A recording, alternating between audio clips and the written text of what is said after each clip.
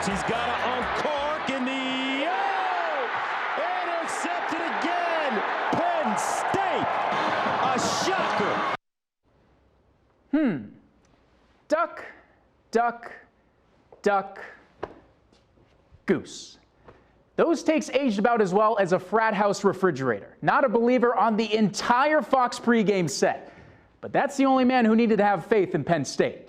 Number 19 heading into hostile territory, playing in front of fans for the first time in 2 years, taking on 12th ranked Wisconsin.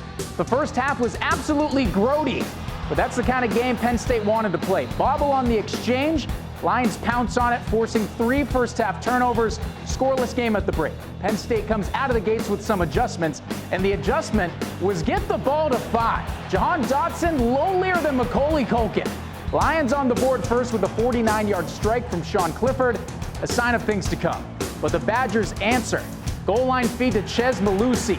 He's in and we're tied up at 7. And the whole state of Wisconsin is jumping around, as loud as seen as any in college football.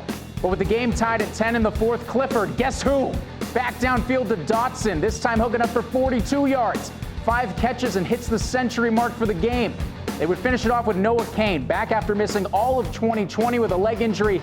He gives Penn State a 6-point lead. Tragically, the extra point missed, so hanging on by a thread. Badgers drive down with 3 minutes to go.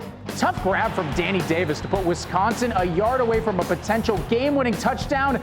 But play of the game, 4th down, intercepted by Jaquan Brisker. Fighting through multiple injuries in the game and sealing this baby. Penn State goes into Wisconsin and beats a top 25 team on the road for just the second time in the James Franklin era. Final score of 16-10.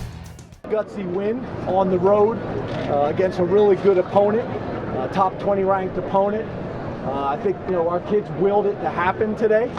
I thought early on, obviously, our defense had our offenses back.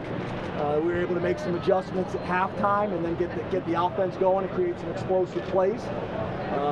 And then obviously special teams, I think we did a good job of field position. Obviously there's some things that we got to get cleaned up there, but overall, a lot to build on, a lot to learn from. This will be great tape. We'll transition to our next opponent, trying to be 1-0 against them. And that next opponent will be Ball State next Saturday in the home opener. Former Penn Stater, Harrisburg native, and now Dallas Cowboy Micah Parsons chiming in with his thoughts on the big win. Plenty of alums enjoying beating the Badgers for the 5th straight time. It was also the first time the Nittany Lions have been in a real building with a real crowd in over 2 years. And boy, do they love spoiling the party like Aaron's parents just came home from date night. I love having fans, man. I think it sucked last year not having fans. You go out to a game and there's nobody in the stands. So, for us, not seeing nobody, you don't get no energy from somebody else. You got to bring your own juice. But having the fans here, even though they weren't on our side, it was great. It was so much fun.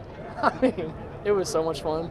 We were away too, and it was just fun to be back out there with everybody, bringing energy. That's what college football is about. That's especially away. You throw a touchdown, the whole place goes silent.